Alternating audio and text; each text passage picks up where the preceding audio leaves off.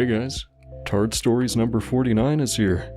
Most of these stories were taken from authors in my Discord server who all entered a contest to see who could write the best Halloween-themed story. Just made the camera shake. If you want to partake in events like these, I left a link in the Discord for you down below if you want to go check it out. Earlier tonight, actually, we were playing WWE games creating characters like Droop Snoot. So, you know, it can't be half bad, right? Droop Snoot? Droop Snoot? Yeah, the snoot would droop. Come check it out. Anyway, enjoy the video. I'll be seeing you around. Gather around, friends, for a great tale that I'm sure you'll think is fucking retarded. Be me, 2nd grade in elementary school. In normal classes, but had to go past Tard HQ every day to lunch. Be around Halloween time. Be going to lunch with classmates. When I see it. Wolf Tard. Wolf Tard, as I'm sure you can imagine, acted like a wolf. Crawled on all fours like a dog, and would pant and bark at people. She had long black hair, and would try to rush you, but the Tard Wranglers had the perfect method to contain this beast among men. They pretended to have her on a leash, and as long as they would play along, she would just whimper and pant at you from a distance. That all changed, though, one fateful day in October. Be me, in lunchroom, chillin' like a motherfucker, when I hear it. An ear-splitting howl is heard to rival the greatest Tard roar. From the door, I see it. Wolf Tard in all of her glory, charging into the lunchroom. All hell breaks loose. Kids are screaming and crying as the Wolf Tard scurries on the ground with such speed that would make Wolfman Greg jealous. She sprints past my table before body-checking a fat kid and starting to eat his sandwich, which was now on the ground as if it were a dog food bowl. Tard Wranglers finally show up and try to tame this mighty beast, with no luck. She lets out a mighty howl and bites one of the Wranglers in the leg while growling. The Wrangler screams and kicks Wolf Tard in the face. KO. The remaining Tard Wranglers carry the unconscious Wolf Tard back to Tard HQ. Wrangler is fired and Wolf Tard is court-ordered to a mental hospital. This was the last time I would see Wolf Tard. Be me, 43, an absolute unit of a good boy. It's Halloween, my favorite day of the year. Wake up bright and early at 1:28 p.m. and screech for Mummy to come unearth me from my big boy chair. She pushes my chair to the top of the stairs and then dumps me down like the boulder from Indiana Jones. I land at the bottom. Eat a delectable breakfast of tendies to get my big boy strength up before I need to leave for the store to get a costume for tonight. Finish eating so we can go, Anon. Did she dare interrupt my grazing? Fine then, it's war. I flop my hefty noodle onto the table with an impressive burst of speed, unleashing a torrent of pee-pee meant for my diaper onto Mummy. The force of this absolute fire hose causes me to unleash a cacophony of shit from my bowels. Clean, slut, before there's more to come. Mummy obliges and happily cleans for 2 hours while I watch My Little Pony futa porn on the living room TV, tendies in hand. It's around 4 p.m. before Mummy fits me into the van, but I make it to Halloween store only slightly exhausted from the car ride. Mummy sets me loose to go find a costume, and I pick Foxy from Five Nights at Freddy's. I try it on and it breaks immediately. Oh well. Oh shit, I left my clothes outside of the fitting rooms. I walk outside with my noodle swinging to and fro, but my 6XL Barbie pajamas are gone. I walk over to customer service, taking them aback with my stature. Where are my clothes at? Ree. The bastards incinerated my clothes because some family, probably of an inferior race, walked by my PJs and vomited violently before dying on the spot. They do give me a Roadhog costume for free, but it doesn't fit. My face when it's 6 sizes too small. My face when I'm escorted out by the police with biohazard gear, uncircumcised 1-incher waving around like a beautiful flag in the wind. I arrive home and clamber up the stairs. It's a blur until I hurl myself into my crib and pass the fuck out. I awaken on November 4th. A pretty good nap was had. Then, a realization. No candy. No fucking candy. Mummy! Yes, sweetie? I slap her, open-handed, and she spits out human jelly. Candy I demandy! A ree so vile that the ground shakes violently explodes from my mouth as I begin to violently shit my pants. I look down at my pantaloons to see it is the color of cranberry juice. I begin to shove my candy poo-poo into my gaping maw, vomit it all directly onto Mummy. My face when Mummy drives to Target and buys me candy. Is it me or are these getting more and more disgusting every single time? It's just fucking, yeah, it's great. It's wonderful! Hello, fags and faggots. Tonight I have a spooky story for your reading and listening pleasure. Tonight I will tell you the tale of one of my personal real-life stories. Tonight I tell you the story of the actual fucking autist yandere. Ooh, crispy. Chapter 1. What the actual fuck? Be me, 15 at the time, be in high school working on an assignment for coding class.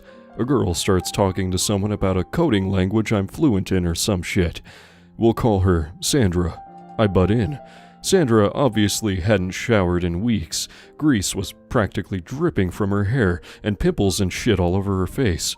I didn't judge though. We've all let ourselves go from time to time. We end up hitting it off. We end up having after-school detention together, so we sit next to each other. She starts hawking fucking loogies into fucking napkins. All of my what.jpg. She says it's because of allergies. Whatever. It was allergy season and I had no friends at that point, so I just brushed it off. She's putting the fucking loogie napkins in her fucking purse. What the actual fuck.png? I don't say anything, not because I didn't want to, but just out of pure shock. The detention goes by pretty quickly, thank God, because I had to hold in puke the entire time. She asks for my fucking phone number. At this point, I knew she was autismo to the extremo, and I knew there were lols to be had if I said yes. I gave it to her and headed home. I hop on a Discord call with one of my IRL best friends. We'll call him John. John and me are attempting to figure out how to set up a modded Minecraft server when I get a text. This gonna be good.wave. I pick up my phone and open it to a text from Sandra. She wants to build a fucking table for her dog with me after knowing me for not even 24 hours. I tell John this and we both keck. I reply attempting to put my uncomfortableness into the text form. She doesn't pick up on it. Now, for context, I keep tarantulas as pets, as a hobby, and I'm very open about doing so. So inevitably, she found out. She starts to talk about how she wants her fucking dog to cuddle one of my tarantulas. What the fuck have I done.mp4? I tell John this shit, and I can tell he genuinely feels bad for me. I explain to her that this isn't possible, and it would end up with one of the two animals injured or dead. She says that her mom thinks it's weird that I keep spiders. You know, her mom is not wrong. Oh god, her mom knows I exist now. I mentioned that I have fish or something, I don't remember exactly, because at the time of writing this I have lost the screen caps. She writes an entire Harry Potter book-length rant about how her beta fish are gay and killed each other. I tell John she has gay homicidal fish and we both go back to kecking. For more context before we continue, I went through like a weeb phase at this point in my life. I mention that Future Diary is my favorite anime, and as a joke I say that Yuno Gasai, I think that's how it's spelled, is my waifu. Yuno Gasai is a yandere. For anyone who doesn't know what a yandere is, it's basically a character that will do anything, including fucking murdering people, to be with the one that they love. But back to the story. I made a grave fucking mistake. She tells me that she's fucking crazy and a yandere, and to give her a chance, accompanied by a picture of her dog. I tell John the shit that she said. All of our what.jpg. At this point the lols have ran out and shit is getting creepy, and I'm done with it. I could already tell that she's clingy and was gonna be hard to get rid of. I asked John what I should do, as he always comes in clutch. He tells me that he's pretty sure a friend of ours, we'll call him Mike, has had experience with my same problem. Only problem is, I don't have his number. I remember I have his ex-girlfriend's number. I send the screen caps to his ex-GF and explain my situation, and she gives me his number. I text him, explaining my situation, and we share our experiences. What he told me to this day is one of the funniest things I've ever heard.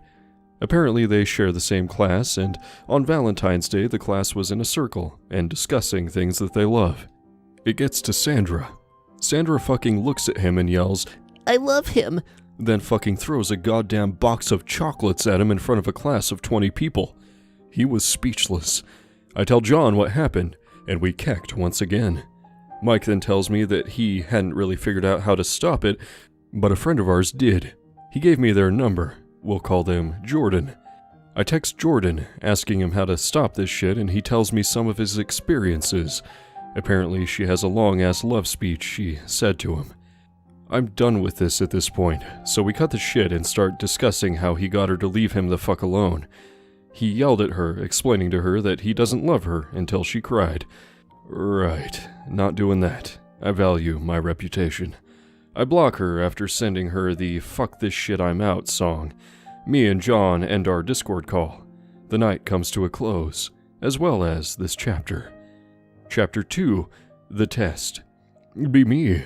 Still 15 at the time. It was final exam week. Walk to the testing room. Who do I see other than fucking Sandra walking down the hallway and stopping in front of the door? Oh shit nigger.mp3. At this point, I am pleading to whoever God may be to just let her be at the wrong testing room. She wasn't.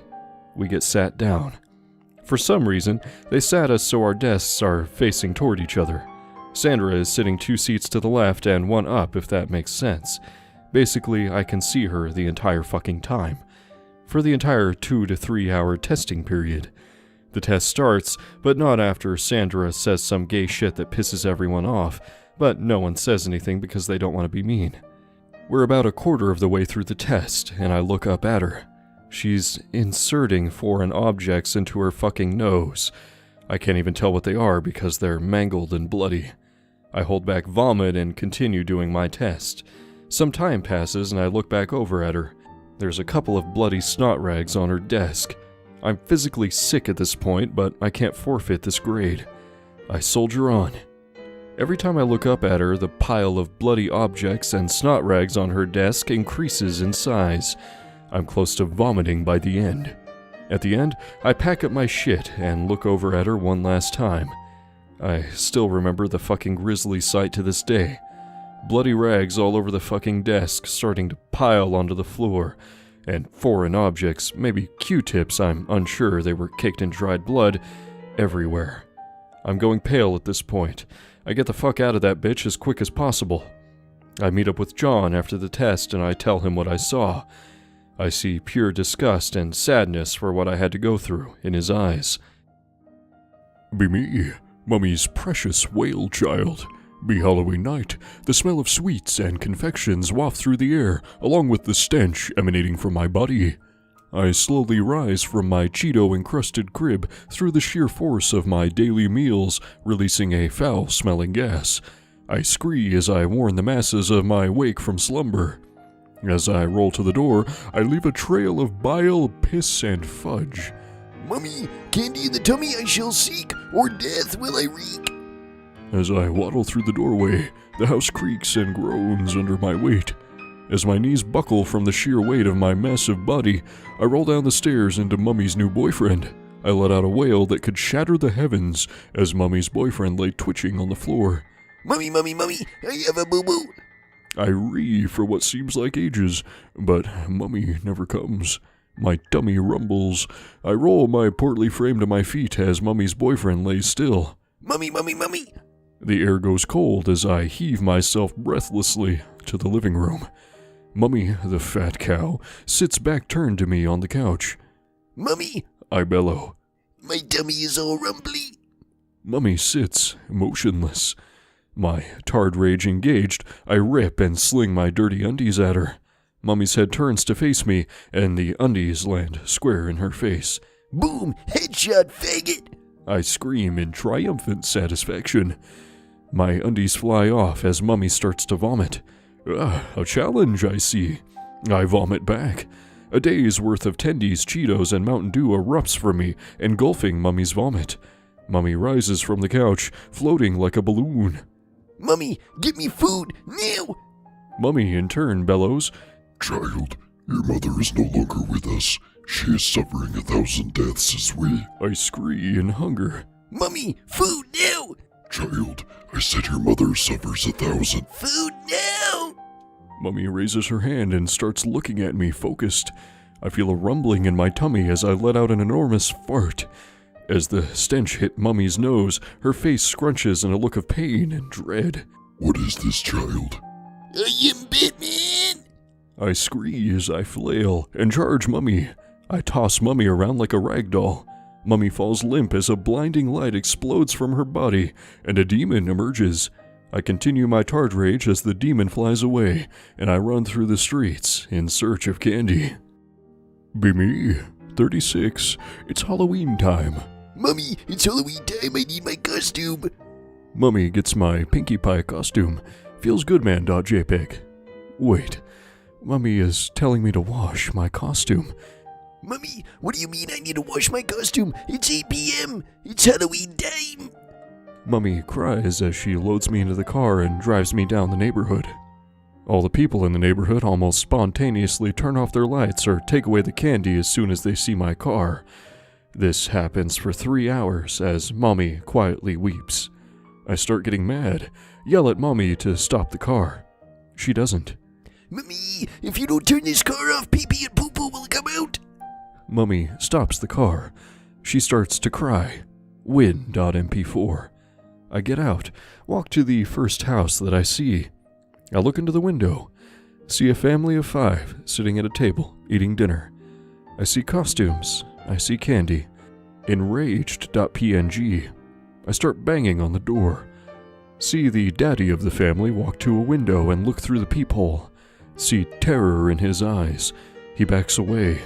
I start getting even more enraged. I smash the window and lunge through it. I corner the rest of the family and yell at them to hand me my candy. A little girl, maybe 4 or so, says, "No, you can't have my candy, you big meanie." I punch her square in the face, turning her jaw into dust.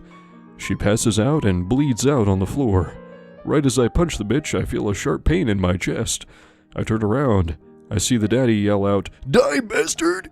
Feel my heart stop beating. Pee-pee and poo-poo came out at lightning speeds. In response, he shoots another round. Stop, please! Pee-pee and poo-poo come out even faster. He shoots the rest of the 6-round mag. I feel lightheaded. I fall over. I wake up. Wait, no.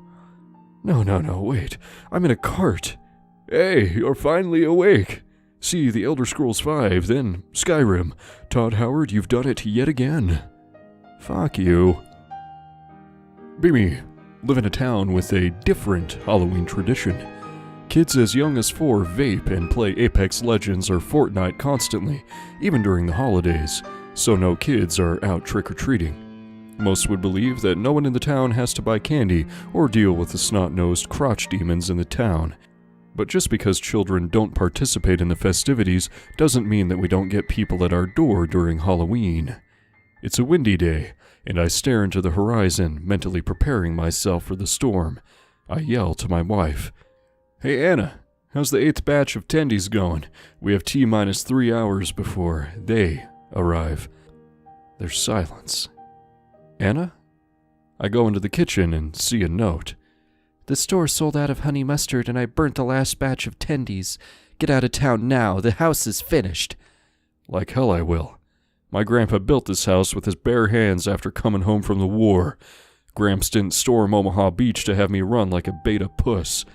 I look on the counter to see 7 trays of tendies, enough to last for now. But still no dippy sauce.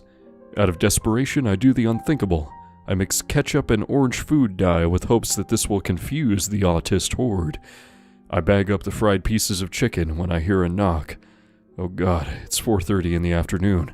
Too damn early.exe. I open the door, expecting some Lovecraftian horror, but I'm instead greeted by a high-functioning Downy dressed as Donkey Kong. Trick or treat! I give the tard some candy and a couple of tendies.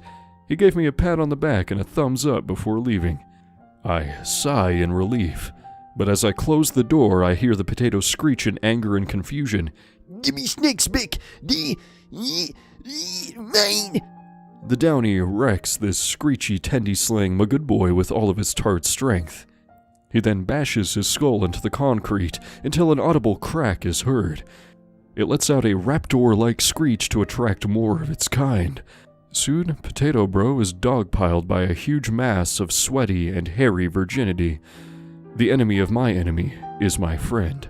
I take the garden hose and shoot cold water at the lard monsters. The crisp autumn air makes the cold water extra chilly as it lands on the Autis. They run away in fear, reeing as they go down the street with a potato not far behind chasing them with a murderous rage. I then finish putting tendies and dippy sauce into baggies. As the police leave town and tornado sirens shriek, I know they're coming. An army of large 500-pounders on reinforced baby buggies come rolling down the street. After various Lord of the Rings and Vietnam flashbacks, I actually manage to keep it together. Autists come and I hand out tendies. Everything goes as smooth as hentai and hand lotion. After the horde passes through, I go to bed. Before I drift off, I hear a distant ree. The ree is followed by more rees. Soon the reeing turns into town sirens going off and multiple fires. The police and firefighters are all gone, so the carnage goes unchecked. My face when I inadvertently destroy town via Autis by switching out Honey Mussy for ketchup. My face when my house survives untouched. My story takes us back to when I was a wee little meme maker, back when I thought tards were normal, like you and I. Be me, be 11, and trick-or-treating with little brother. Little brother has always had an abnormally large head, keyword being large. It's a windy night. We live in a neighborhood that goes uphill. My brother is walking uphill. Strong breeze blows through. My brother falls backward and fucking rolls all the way down the street. Loses most of his candy on the way down. About a half hour later, another breeze comes through. He falls again and starts rolling. Except this time, there is a mother who doesn't know what birth control was and her 11 children are in his path. The mother notices my weaponized little brother, all too late. He fucking bowls a strike on her kids and takes them to the ground. They see him rolling. They hatin'. I quickly duck behind a bush and make my way down to meet my brother. I laugh and give him my candy and we head home. The end. A Nightmare on Tard Street, Part 1. Hello, fellow Sweenies. I come to you tonight with a spooky tard story filled with spooks and scares and pants filled with shit and cum. Be me, 16 years old. I go to a prissy high school for rich kids. Not a private school, though, so anyone is allowed to be here. It's October 17th, really close to Halloween. I used to like Halloween, but ever since my girlfriend and I broke up last year on Halloween, I haven't been a fan of it. Anyway, recently it was announced that our school would be having an integration program with the Dards, making my situation even worse. Be the next day. Integration Day.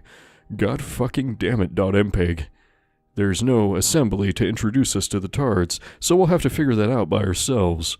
That's not hard at all, of course, because they're Tards. I find out that I have 3 Tards between all of my 6 periods, but there is one upside. They're all in my 6th period. Alright, I'll introduce you to the Tards. First we got Bugs Bunny, or Bugs for short, as he has 2 front buck teeth and fucking loves baby carrots. But then again, what Tard doesn't? Secondly, we have Spider Tard, whose cum looks like spider webs. This becomes important later. And finally we've got Freddy, whose name origin you'll find out pretty soon. The first 2 are pretty annoying, but Freddy was actually pretty cool, as he liked video games and 80s movies. 3 days later, the first nightmare. Over the weekend, Freddy's parents let him watch the first Nightmare on Elm Street movie, and he apparently loves it. He loved it so much that he wore Freddy Krueger's signature fedora and sweater, hence Freddy's nickname. Freddy and I were walking down the hall together, Freddy talking about his new favorite movie. We suddenly smell something from in the bathroom. There's a distinct sound that can be heard from the depths of the bathroom. Freddy and I go to investigate, only to find true horror. On every possible surface there is cum everywhere. What could have done this? .png. The thing is, the cum was in long ropes and looked like spider webs.